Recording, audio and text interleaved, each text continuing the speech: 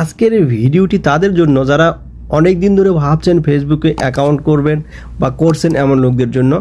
তারা হয়তো জানেন না কীভাবে ফটো বা ভিডিও ফেসবুকে আপলোড করতে হয়। তো আমি আজকে দেখিয়ে দিব কীভাবে ফেসবুকে ভিডিও বা ফটো আপলোড করতে হয়। তো দুটি পদ্ধতি আছে ফেসবুকে ভিডিও এবং ফটো আপলোড করার জন্য।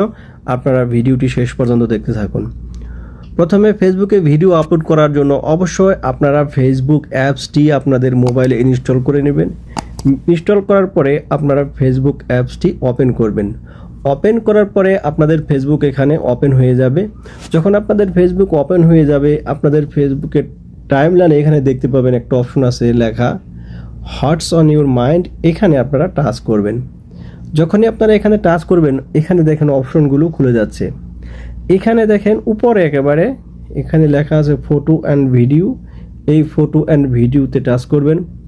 যখন ফটো অ্যান্ড ভিডিওতে টাচ করবেন, এখানে আপনার গ্যালারিতে যত ফটো আছে সব ফটোগুলো দেখাবে। তো এখান থেকে যে কোনো ফটো আপনি যদি আপলোড করতে চান, সেই ফটোটি সিলেক্ট করতে পারবেন।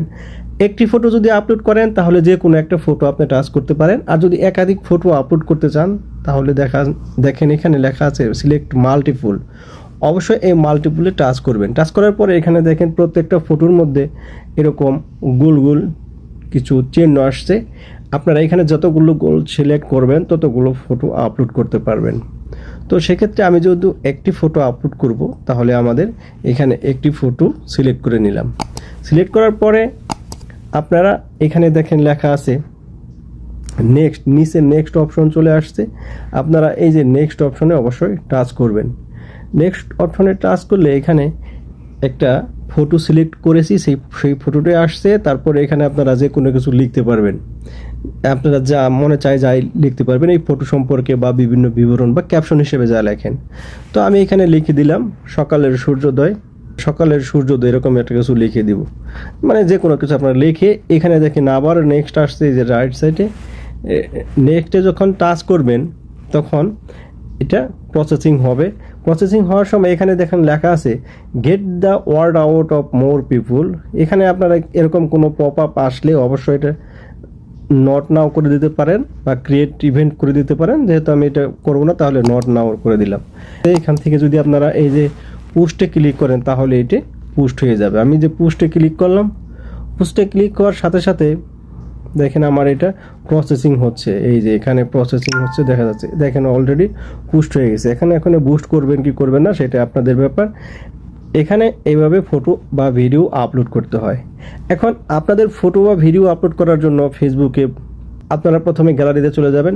গ্যালারিতে গিয়ে আপনারা যে ফটোটি আপলোড করবেন, মনে করেন আপনারা এখান থেকে এই ফটোটি আপলোড করবেন, তাহলে সেই ফটোটি সিলেক্ট করবেন। সিলেক্ট করার পরে এখানে দেখেন এই যে শেয়ার অপশন আছে, আপনারা এই শেয়ার অপশনে যাবেন। শেয়ার অপশনে যাওয়ার পরে আপনাদের এখানে অপশন আসবে। এখান থেকে আপনারা এই যে ফেসবুক অপশনটি এটা সিলেক্ট করে নেবেন নিচে।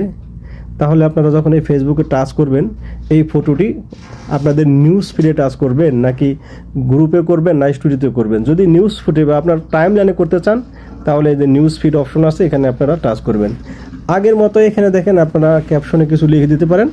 ক্যাপশনে লিখে দিলে আপনাদের এখানে এটা লেখার ক্যাপশন হিসেবে চলে যাবে। তারপরে এই যে উপরে নেক্সট অপশন আসছে, আপনারা এই নেক্সট অপশনে চাপলে আপনাদের এখানে পরবর্তী আসবে পাবলিক। তারপরে এই যে পোস্টে টাচ করবেন। পোস্টে টাচ করে দিলে আপনাদের ফটোটি ফেসবুকে পোস্ট হয়ে যাবে।